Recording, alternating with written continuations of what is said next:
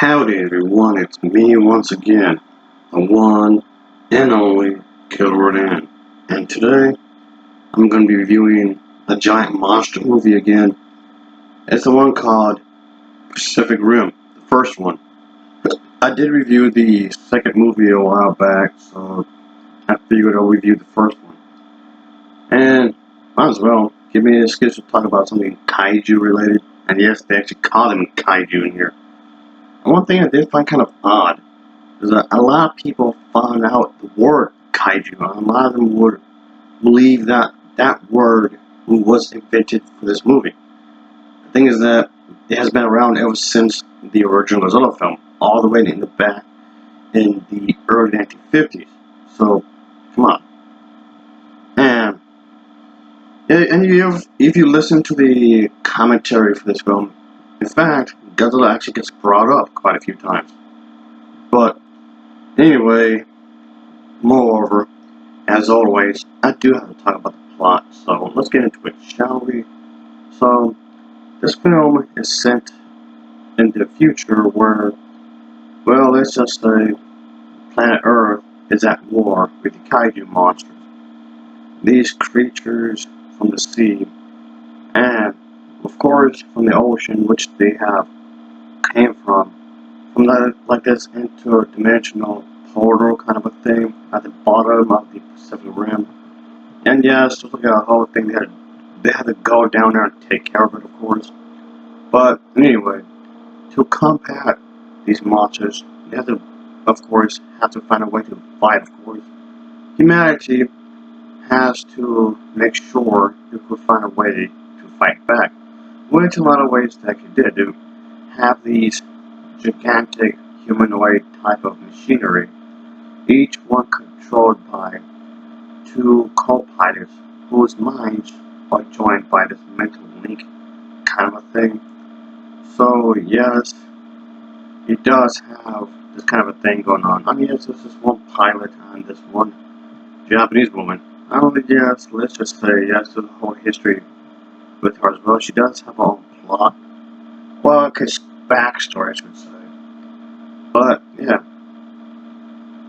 of course, we go into this whole, I guess, backstory where it briefly talked about in 2013, where there is this monsters called kaiju. They came from this horror thing that was mentioned earlier, and there's some kind of ruckus. They would fast forward some time, of course, and yeah, the human characters must find ways to make sure humanity will remain safe.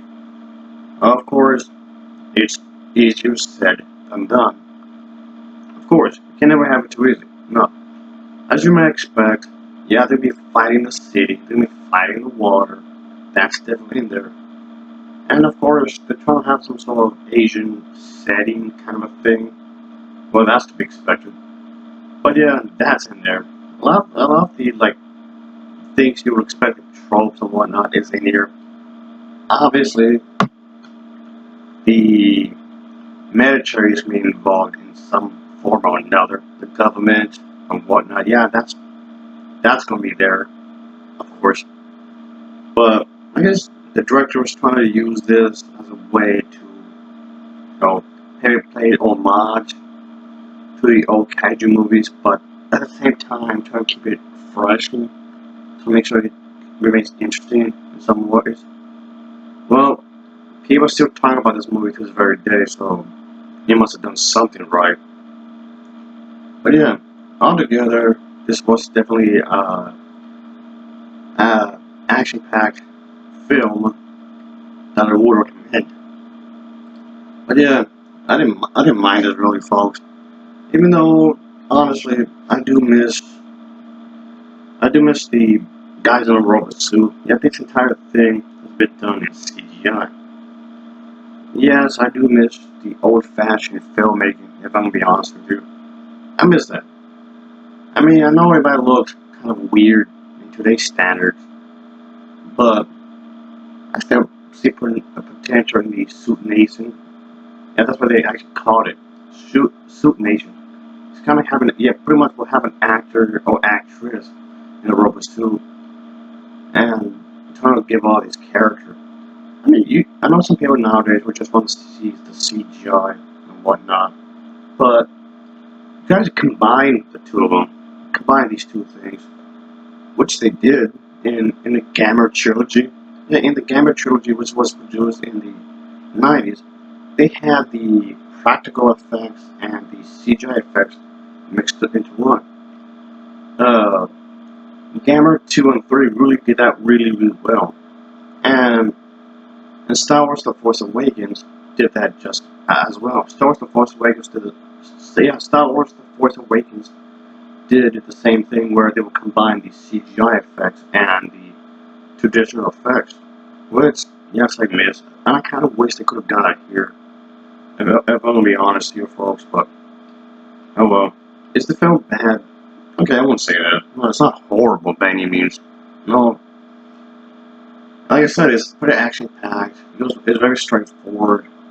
And to try to have all these characters, at least the most important characters, to make them be flushed out, to make them seem like they are important somehow, which is fine. So it won't just be just like Michael Bay's Transformer films where just explosions, nothing but explosions. Ugh. I don't want no mindless entertainment. No thank you. But yeah, but there's at least an attempt to give these the human characters, some, some sort of, backstory. But anyway, I'll give this an overall rating of a 7.3 out of 10. I can say 7.3 out of 10 for me.